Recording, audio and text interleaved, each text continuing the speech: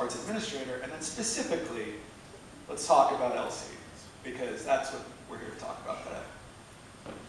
Yeah, I mean, it's so interesting to sit alongside the two of you because my journey is almost the reverse.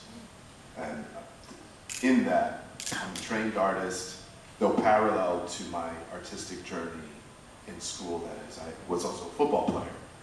So I played football for 10 years of my life through college. Much of that experience, or the work that is in Get in the Game, stems from that experience. And so it's particularly my artistic practice where I learned to merge both my athletic and artistic background in the pursuit of exploring and problematizing how we look at and define masculine identity. However, I've always been fascinated with wrestling, and lucha in particular, since a very early age. And so my first performance art piece was the embodiment of a character called El Conquistador, where I wrestled the invisible man, an invisible presence. And it was almost an accidental performance piece that took on a life of its own over the course of 4 years.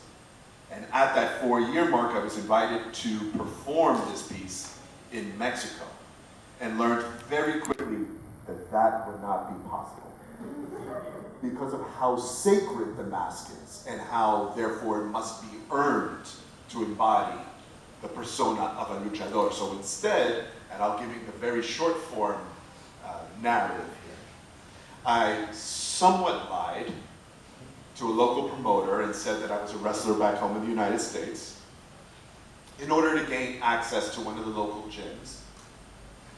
And during that residency, which was supposed to be an art residency, I started training to become a luchador.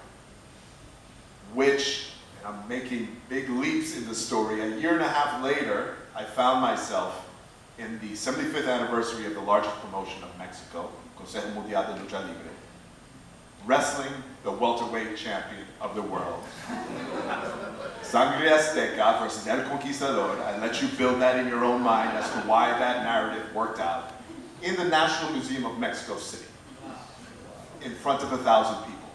And part of the reason I decided to keep moving along in this bizarre, dangerous, and painful journey was my commitment to embodying this character, LC, to see as a social and art experiment how far I could take it. And that would result in an 8-year professional wrestling career as LC on the peripheries of the art world. And so it's been a wild, incredible mix of how my artistic practice flows in and out of the wrestling world. And I still have very close friends that I know and have trained with and likely wrestle against you, Lee. And it's been an incredible gift to my practice. Thank you, Shaun.